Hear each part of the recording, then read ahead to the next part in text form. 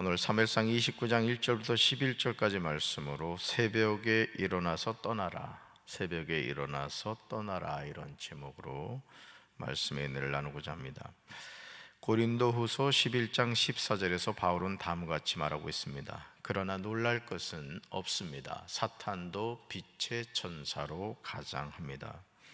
사탄도 빛의 천사의 탈을 쓰고 나타나지 않느냐고 바울은 반문하고 있습니다. 이것이 사탄의 실체죠. 그러므로 사무엘상 28장에서 신접한 여인이 죽은 사무엘을 불러 올린다는 것은 말이 되지 않습니다. 누가복음 16장 19절부터 31절에서 예수님은 부자와 거지에 관한 말씀을 하십니다. 거지 나사로가 죽어 천사들에게 받들려 아브라함의 품에 들어가고 부자도 죽어 장사되었는데 그는 음부에서 고통 중에서 눈을 들어 멀리 아브라함과 그의 품에 있는 나사로를 보고 아브라함을 불러 자신을 긍휼히 여겨 달라고 합니다. 그러면서 아브라함이 부자에게 하는 말이 누가복음 16장 26절에 자세히 나옵니다. 우리 말씀 같이 읽습니다. 그뿐 아니라 너희와 우리 사이에 큰 구렁텅이가 놓여 있어 여기서 너희에게 건너가고자 하되 갈 수 없고 거기서 우리에게 건너올 수도 없게 하였느니라. 아멘.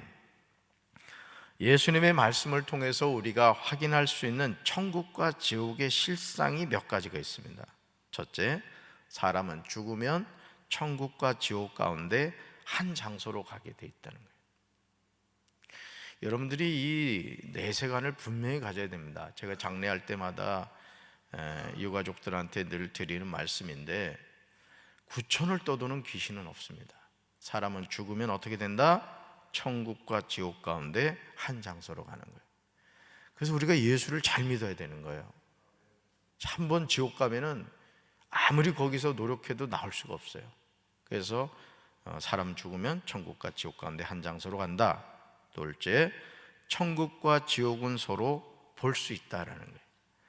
예수님의 말씀을 통해서 우리는 추적해 볼 수가 있는 것이죠. 셋째, 천국에서는 위로를 받고 지옥은 고통을 받습니다. 그래서 요한계시록에 보면 모든 눈에서 눈물을 닦아주신다, 그런 말씀을 하죠.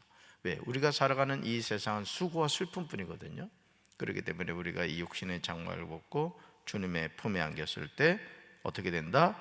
위로를 받고 지옥은요, 아주 끔찍한 고통을 받게 된다라는 거죠. 넷째, 천국과 지옥 사이에는 큰 구렁텅이가 놓여 있어서 서로 오고 가지 못한다라는 거예요. 그러므로 한 부자는 자신이 눈을 뜬 음부에 대해서 묘사하면서 나를 긍휼히 여기사 나사로를 보내어 그 손가락 끝에 물을 찍어 내 혀를 서늘하게 해달라고 하면서 자신이 이 불꽃 가운데서 뭐한다? 괴로워한다, 이렇게 말합니다. 또한 세상에서 사는 자신의 다섯 형제가 이 고통받는 곳인 음부에 오지 않게 해달라고 아브라함에게 간절히 요청합니다. 그러니까 이 세상을 사는 동안 자색 옷을 입고 고운 베옷을 입고 날마다 호화로이 연락하다가 죽어보니 어디였어요? 음부 지옥이었단 말이죠. 그래서 그 고통 가운데 지내보니까 야, 이거 다섯 형제 여기 와서는 절대 안 되겠구나, 이걸 깨닫게 된 거예요. 그래서 나사로를 보내서 지금 세상에서 살고 있는 다섯 형제는 음부에 오지 않게 해달라고 요청하죠. 그러므로 선지자 사무엘이 죽었는데 신접한 여인이 다시 사무엘의 영이 땅에서 올라오는 것을 본다는 것은 실제로 사무엘의 영이 아니라 뭐라 그랬어요?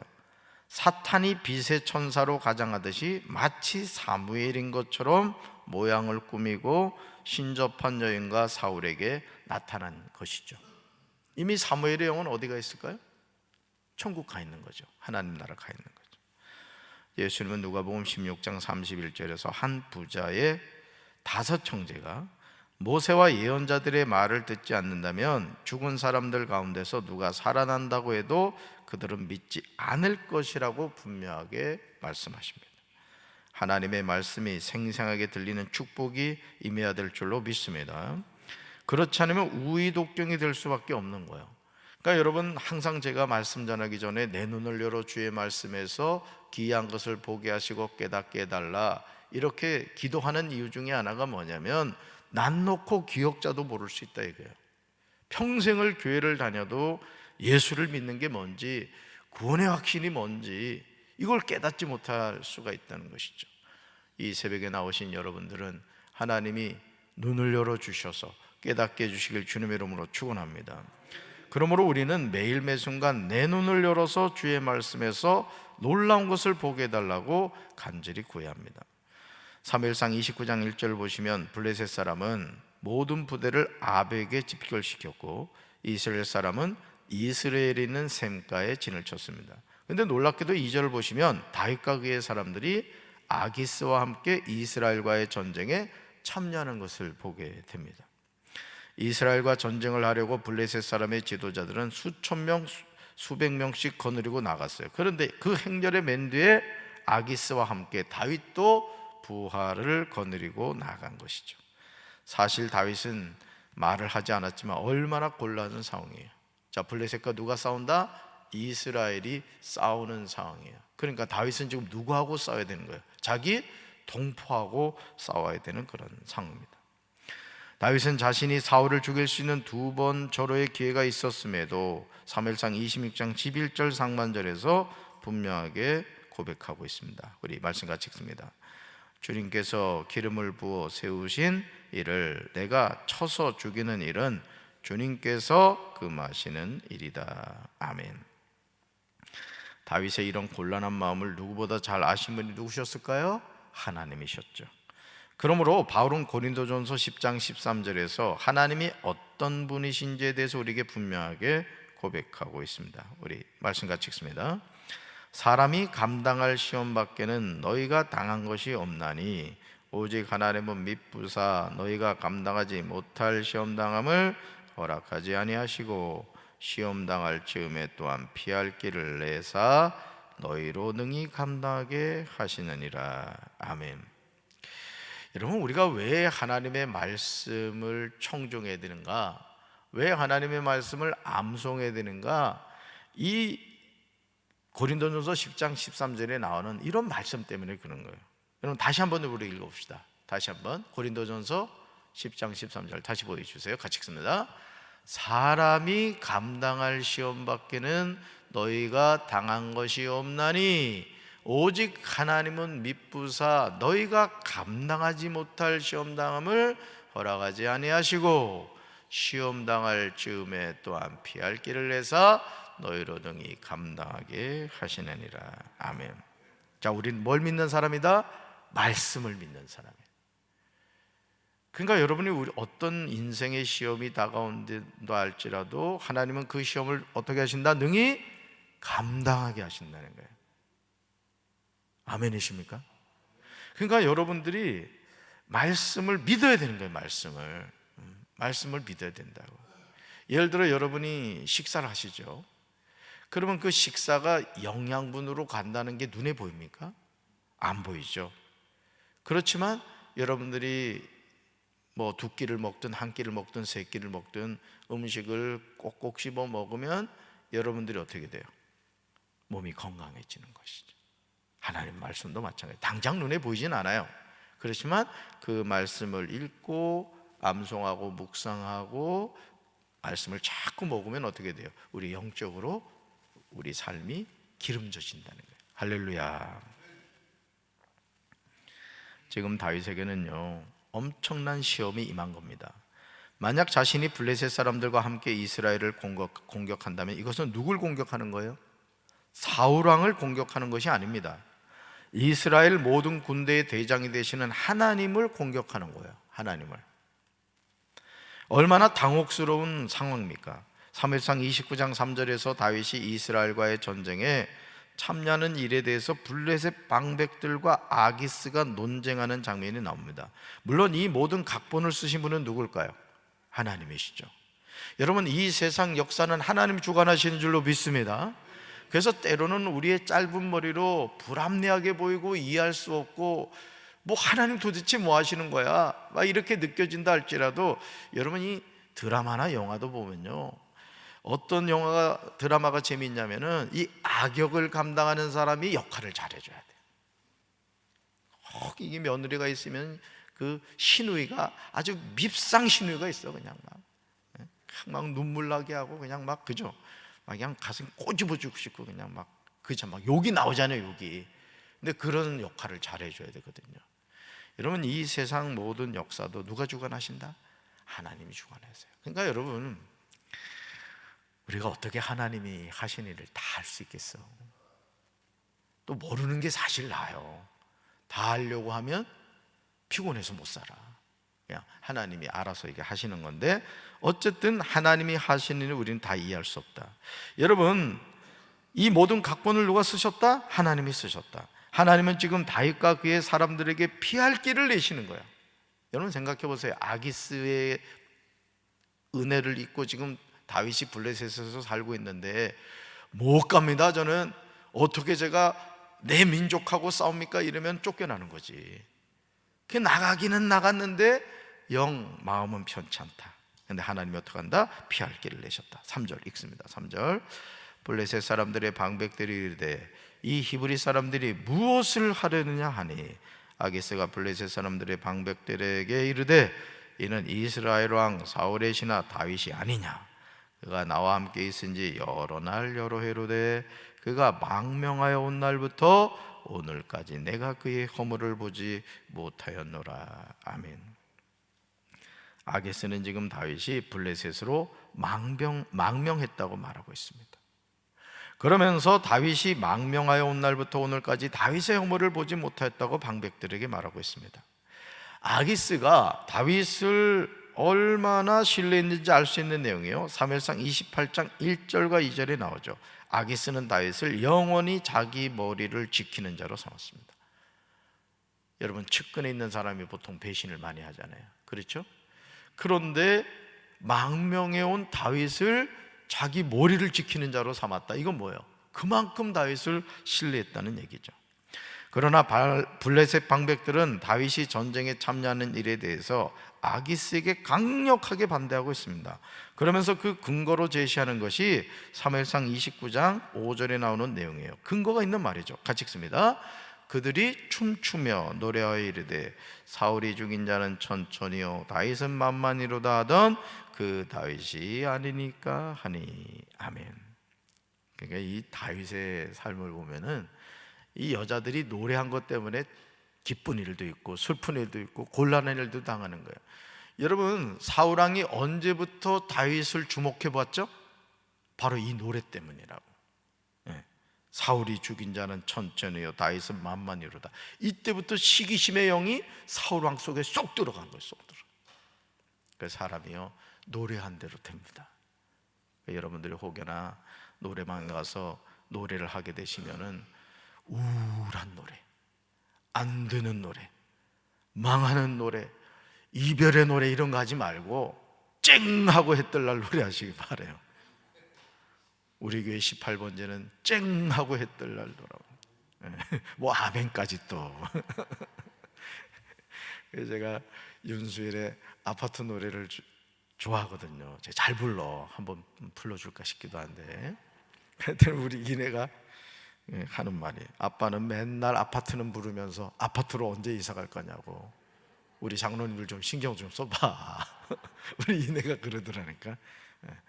좁아가지고 못 살겠다고 하면서. 그러면 대학 가버렸지 뭐야. 다행이지 뭐야.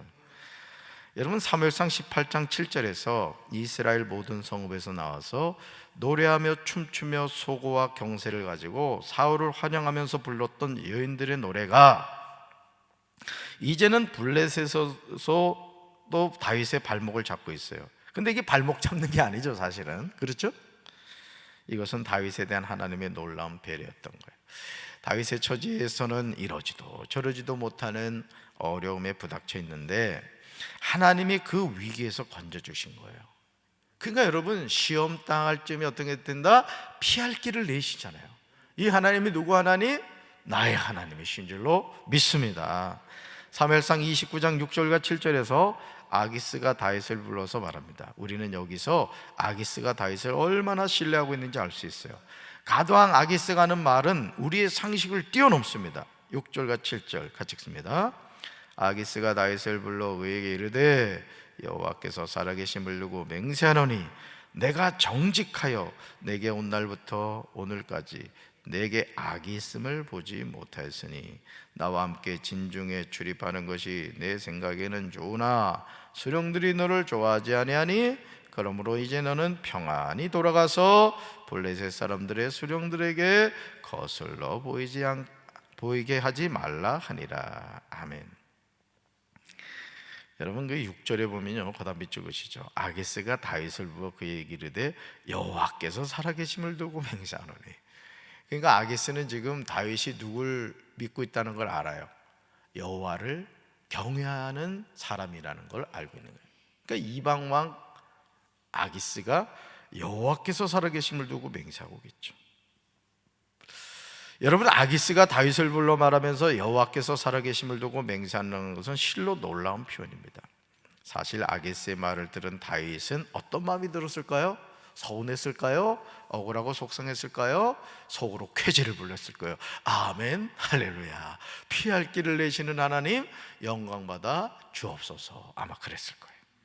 표정 관리하느라고 힘들었을 것 같아요. 만약 블레셋 방백들이 다윗이 이스라엘과 전쟁에 참여하는 것을 반대하지 않았다면 정말 어려움에 부닥쳤을 겁니다. 삶의 여정에서 하나님은 피할 길을 내신 줄로 믿습니다. 그래서 여러분 그 느헤미야가 그 고국의 상황을 듣잖아요. 하나냐에게 그 성벽이 무너지고 성문들은 불탔다. 그 말을 들은 이후부터 민족의 죄, 조상의 죄, 자신의 죄를 회개하면서 하나님 앞에 기도했죠. 자, 그랬더니 아닥사스 왕이 야, 너 표정이 안 좋다. 너 왜 그러니? 어떤 일이 있니? 하고 안부를 묻죠. 대제국의 왕이 자신의 종에게 안부를 묻는다는 게 이건 대단한 영광이잖아요. 근데 여러분 거기서 보면요, 이 느헤미야가 기도의 사람인 걸 알 수 있는 게 뭐냐면 하늘의 하나님께 묵도하고라는 표현이 나와요. 뭐예요? 화살기도를 한 거예요. 화살기도. 따라합니다. 화살기도. 크게요. 화살기도. 이 화살기도가 뭐냐면은 어떤 상황에서 여러분이 짧고 굵고 긴급하게 하는 기도를 말하는 거예요. 예를 들어서 이런 일이 있으면 안 돼요. 절대 이런 일이 있으면 안 돼요. 예를 들어 우리 권사님 가정도 그런 좋지 않은 일이 있었습니다만, 여러분 운전을 해가지고 멀쩡히 잘 가는데 갑자기 맞은편에서 차가 치고 들어온다. 그럼 어떻게 돼? 이럴 때 화살기도를 하란 말이에요. 주여! 주여라는 이 외침 속에 사실은요 우리의 모든 기도 제목이 다 묻어 있을 수 있는 거예요. 그러니까 평소에 기도를 많이 하는 사람은 주여만 해도 하나님이 저 기도가 이거구나 이걸 알 수 있는 거예요. 그러니까 화살 기도를 하려면 평소 어떻게 된다? 기도를 많이 하셔야 돼. 근데 이 아닥사스 왕에게 느헤미야가 그냥 얘기하지 않거든요. 묵도했다라고 나와요. 하늘의 하나님께 묵도했다. 그게 뭐다? 화살 기도예요.